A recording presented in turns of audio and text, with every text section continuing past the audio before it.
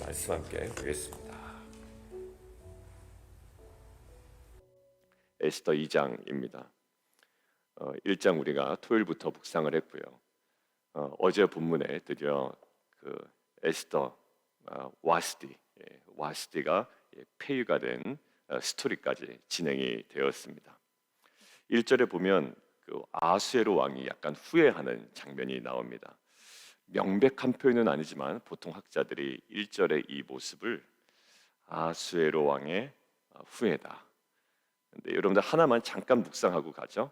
후회는 어느 순간에 찾아오는가? 그거는 명백하게 되어 있어요. 노가 그침에라고 되어 있습니다.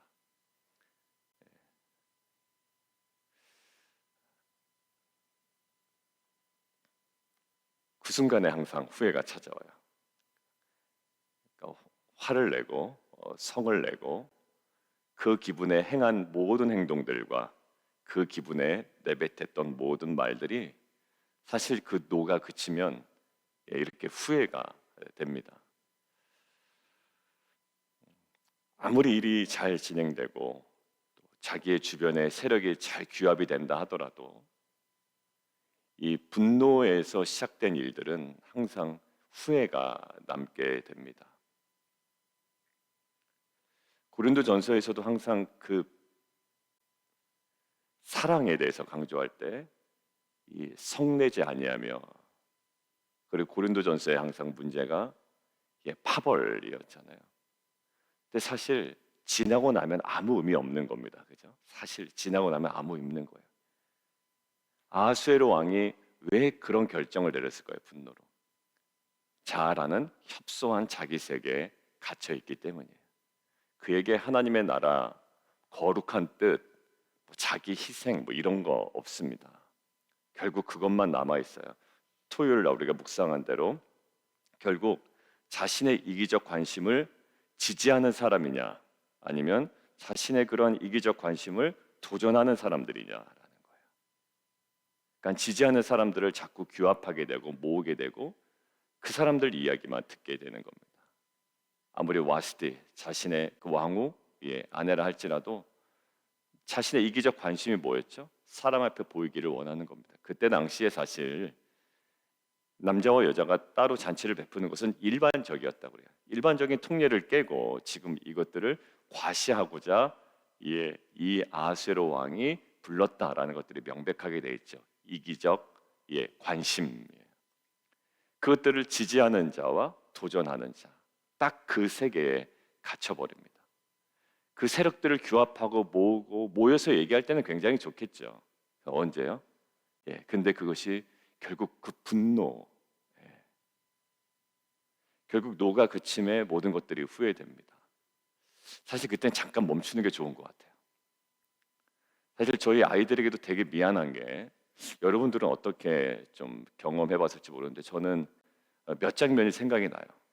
저의 분노 때문에 차에서 행했던 말들, 아이들에 대한 분노는 아니었습니다. 운전하다가 한국에서 어떤 그 운전자가 막 딱 감정이 느껴지잖아요. 저쪽 운전자와 나와의 감정이 느껴질 때가 딱 있거든요.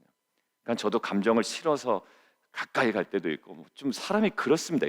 그때 어떻게 자기의 협소한 세계에 갇혀 있죠. 여러분들 운전할 때 보면 완전히 아무것도 아닌데, 그러니까 옆에 있는 아내도 몰라. 이 사람 왜 이러는지 몰라.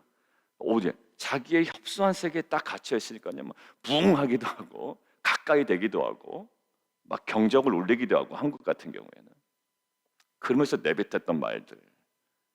그리고 아내가 한국 가 있을 때, 이제 장인어른 돌아가셨을 때, 그때 이제 아이들과 함께 지낼 때가 있었습니다. 그냥 내 세계에 갇혀 있는 거예요. 그것대로 판단하고 겁니다. 그러니까 분노가 생겨, 아이들에게. 참 희한합니다. 지나고 나면 아무것도 아니에요. 되게 미안해. 여러분들 보십시오. 저 자신도 그렇고 주변에도 보면 아무것도 아닌 것에 막 분노하고, 내 편이냐 네 편이냐, 그 어제 제가 기도문 말씀드렸듯이 마치 여호수아 같이 우리를 위하느냐 우리의 적군을 위하느냐, 딱 이 세계밖에 없는 거예요. 그 막 분노에서 행했던 말들, 행동들, 표정들, 그 표독스러운 거, 막 그냥 딱 얼굴에 보여지는 모습 있잖아요. 그 모든 것들이 사실 후회되더라고요. 제가 이라크에 갔다 온 이야기를 가끔 드리잖아요. 제가 이라크의 사진을 페이스북 같은 데도 막 올리겠지 않습니까? 여러분 갔다 오면 나 이라크도 다녀왔다. 근데 거의 많이 못 올렸어요. 왜 못 올린 줄 아세요? 그때 표정이 너무 안 좋아. 깜짝 놀랐어요, 제가.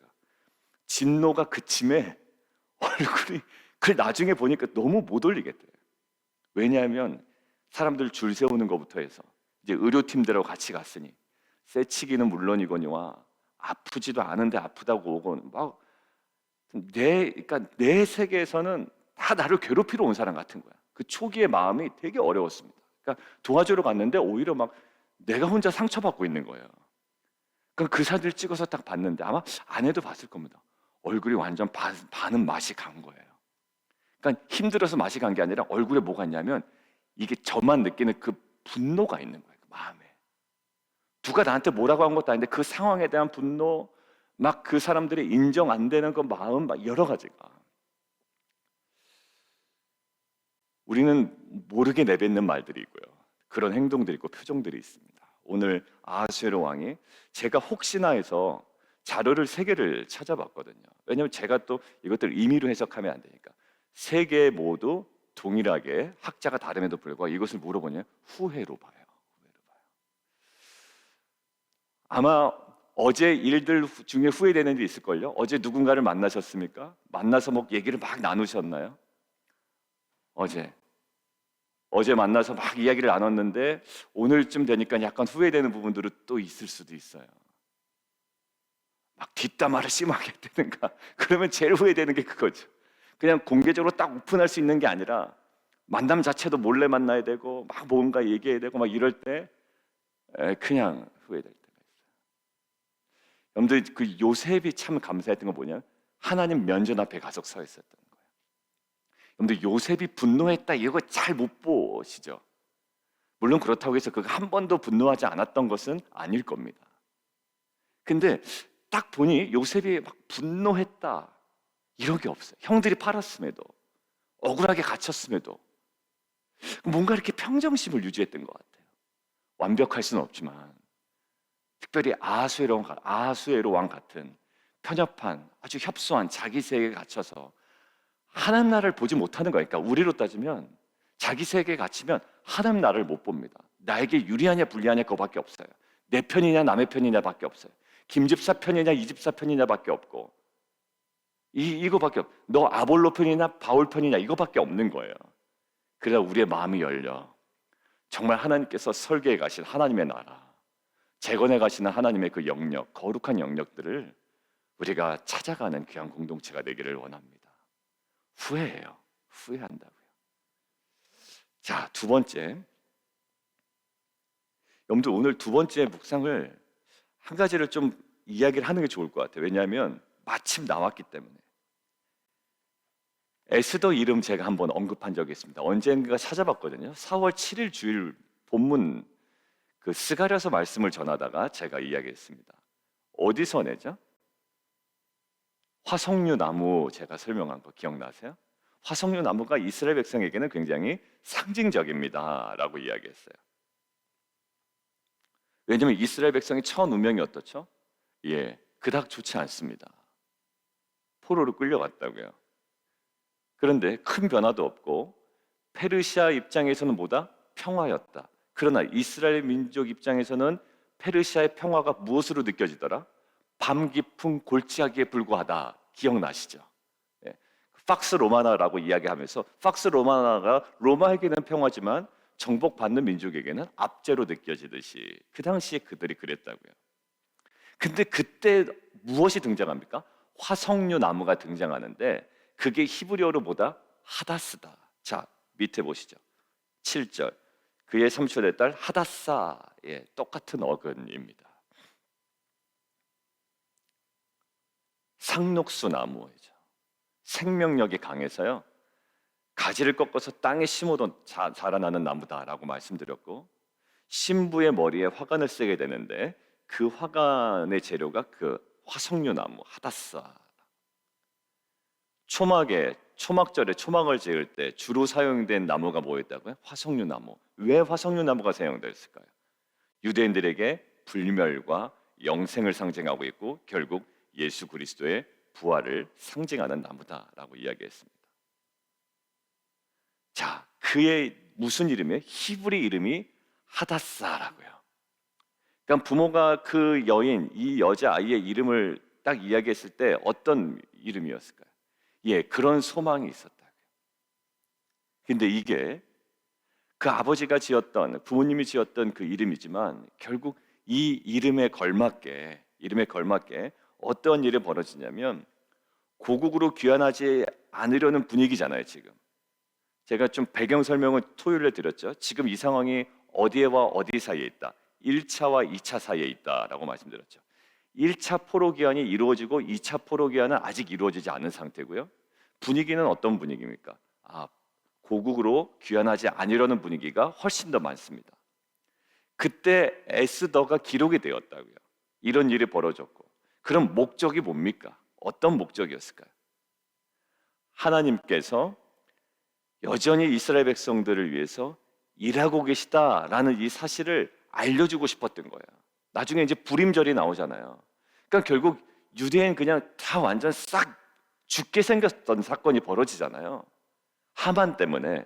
근데 결국 하나님께서 여전히 이스라엘 백성들을 위해 어느 땅에서도 그 땅에서도 여전히 일하고 계시다라는 사실을 알려주고 싶은 거예요. 그래서 페르시아 제국에 거주하고 있는 이스라엘 백성들에게 알려주고 싶고 또 이 귀환한 자들에게도 알려주고 싶어요. 결국 그들을 격려하기 위함이었다고요.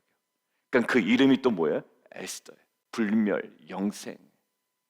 거기서 뭔가 희망이 느껴지죠. 근데 저는 항상 월요일 날 그 말씀 전할 때 항상 주일 말씀이 생각이 나잖아요. 항상 이게 여운이 남아서 동풍이 생각이 난 거예요. 또 동풍은 사실 밤새도록 불었기 때문에 굳이 이제 더 디테일하게 가면 밤 10시 정도에 불었던 그 동풍은 사실 아무렇지도 않게 느껴졌을 거예요. 아까 어제 목사님 말씀하셨지 그냥 동풍이 얼굴에 부닥칠 때 별 느낌 없었을 거예요. 근데 이제 부닥치는 바람이 무엇을 일으킵니까? 저쪽에서부터 가르면서 막 오고 있다고요. 밤새도록. 그러니까 지금 마치 에스더의 이 장면이 그렇게 느껴지는 거예요. 한 번도 하나님은 언급되지 않아요. 그런데 그럼에도 불구하고 이것도 뭐냐면 하나도 언급되지 않아. 그렇지만 보이지 않는 하나님은 여전히 우리 가운데 아주 정확하게 일하신다.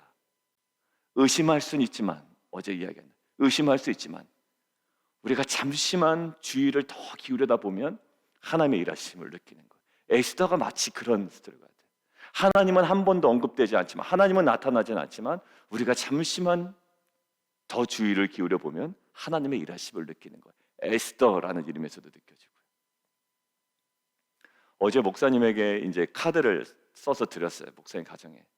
근데 그 첫 카드에 그 첫 줄에 이렇게 적었습니다. 제가 보이지 않는 하나님께서 명백하게 보이는 웨슬리 교회와 조목사님 가정을 통해 저희 교회를 그동안 품어주셨습니다라는 거예요. 맞아요. 정말 품어주신 주체는 누굴까요? 하나님이 품어주셨어요. 어제도 목사님께서 카톡을 보내주셨는데 정말 자격이 없고 그럴 만한 이유도 없는데 너무 환대를 받아서 너무나 감사합니다라고 이야기했어요. 그 고백도 맞죠.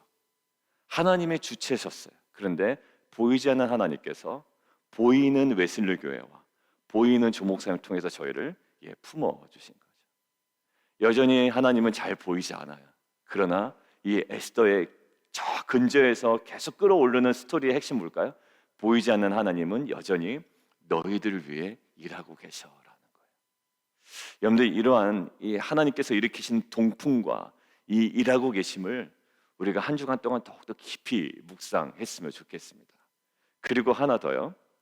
9절에 보니까 그 은혜가 어떻게 임하냐면 은혜가 보십시오. 아까 목사님에게 썼던 그 글과 똑같아요. 하나님이 일하시는데 어떤 방식이냐면 9절이에요. 같이 한번 읽어볼까요? 시작. 회개가 이 처녀를 좋게 보고 은혜를 베풀어 몸을 정결하게 할 물품과 일용품을 곧 주며 또 왕궁에서 의뢰주는 7 궁녀를 주고 에스더와 그 궁녀들을 후궁 아름다운 처소로 옮기더라. 여러분들 헤게라는 인물이 누구냐라고 할 때 거기 나옵니다. 우리 3절 한번 보시면 궁녀를 주관하는 넷이 헤게입니다. 궁녀를 주관하는 거예요. 자, 에스더만 주관하는 자가 아니라 그 모든 것들을 관할하고 장관하는 넷이입니다. 지금 새로운 왕후를 뽑아야 됩니다.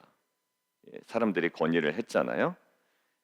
그런데 이 헤게라는 인물이 특별히 이 처녀 누구야? 에스더를 특별히 좋게 봤다라는 거예요. 그러니까 실제적 선택이었을 겁니다. 실제적 결정이었을 거예요. 근데 저는 이것이 어떻게 읽히냐면 하나님께서 처녀를 좋게 보게 하셨다. 그렇다고 해서 기계적으로 막 싫은데 본 게 아니에요. 그냥 헤게의 실제적 선택이고 결정이며 판단 맞습니다. 그러나 보이지 않는 하나님이 저 근저에서 일하고 계셨단 말이에요. 결국 좋게 보고 뭐를 베풀어?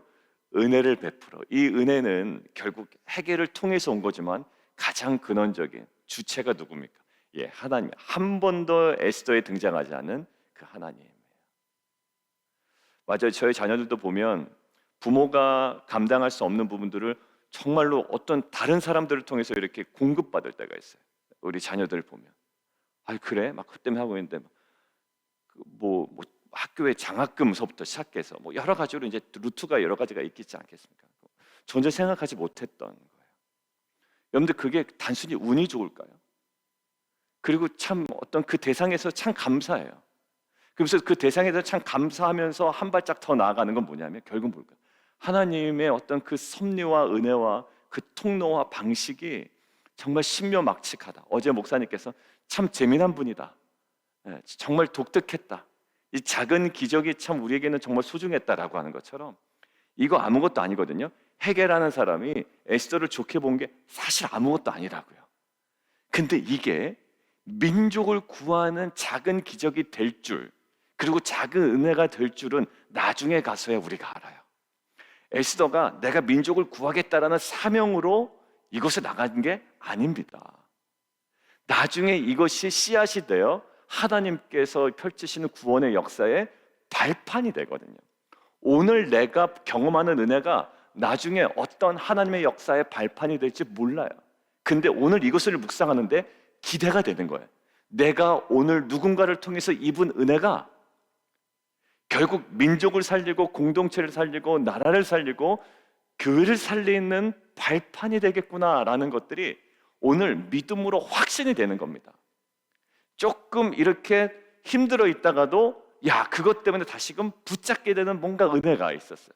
더불어서 어제 일으켰던 그 동풍이 계속 제 뺨을 치는 겁니다.